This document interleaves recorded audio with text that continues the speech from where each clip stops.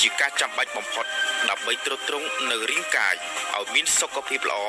និងរឹងមាំឥឡូវនេះយើងមានទឹកដោះគោដ៏ពិសេសគឺទឹកដោះគោអាយុវែងវាជាទឹកដោះគោដំបូងដែលមានតែមួយគ្មានពីរសម្រាប់អាហារចិញ្ចឹមរាងកាយរបស់លោកអ្នកប្រចាំថ្ងៃដែលផ្សំឡើងដើម្បីទ្រទ្រង់សុខភាពនិងសុខុមាលភាពរបស់គ្រួសារលោកអ្នកតាំងពីកូនក្មេងរហូតដល់មនុស្សចាស់ទឹកដោះគោអាយុវែងគឺផ្សំឡើង28ថាមពលប្រូតេអ៊ីន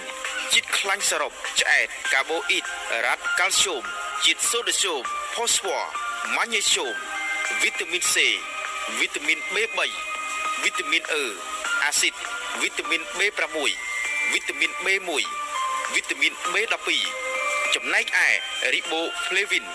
វីតាមីន1ទឹកអាស៊ីតវីតាមីន D ហ្វ្លូលិកវីតាមីន B12 បូវីនទឹកដោះគោដំបូងអាល់ហ្វាលីពីតជាតិខ្លាញ់ទឹកដោះគោអាយុវែងជួយឲ្យមនុស្សវ័យចំណាស់មានសុខភាពល្អជួយដល់ភាពស៊ាំរីរាំងនិងប្រឆាំងមេរោគដែលមកយាយីជាប្រចាំថ្ងៃជួយឲ្យអារម្មណ៍នឹងណជួយថែរក្សាឆ្អឹងនិងធ្មេញរឹងមាំជួយឲ្យកោសិកានិងសាច់ដុំរឹងមាំជួយដល់ដំណើរការជាសះនៃរាងកាយជួយដល់សុខភាពបំពង់អាហារនិងសម្រួលដល់ការរំលាយអាហារទឹកដោះគោអាយុវែងមានរសជាតិស្រេចនៅសមាសភាពសំខាន់នៃទឹកដោះគោដំបូងដែលជាពពួកកតាលូតលាស់ផូស្វ័រលីពីតវាផ្ដល់ស្ទើរតែគ្រប់គ្រាន់នៅបរិមាណកាល់ស្យូមប្រចាំថ្ងៃរួមជាមួយនឹងវីតាមីនជាច្រើនទៀតដែលធ្វើឲ្យទឹកដោះគោអាយុវែងគុណភាពខ្ពស់បំផុតគ្មានពីរដំណឹងដ៏ល្អ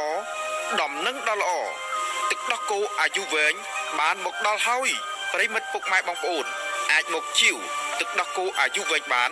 នៅបណ្ដាសាខាក្រុមហ៊ុន Nature Goodness ទាំងអស់នៅរាជធានីភ្នំពេញទល់មុខប្រលានយន្តហោះពោធិ៍ចិនតុងផ្លូវមហាវិថីសហព័ន្ធរ៉ូស៊ីផ្ទះលេខ A21 A23 ត្រង់ចំណតឡានក្រុងទី45ខ្សែទី3ទំនាក់ទំនងលេខទូរស័ព្ទ010 066 095 877 456 088 78 77 456ពិសាទឹកដោះគោមានសុខភាពល្អជារៀងរហូតទឹកដោះគោអាយុវែងនាំចូលពីប្រទេសញូហ្សេឡង់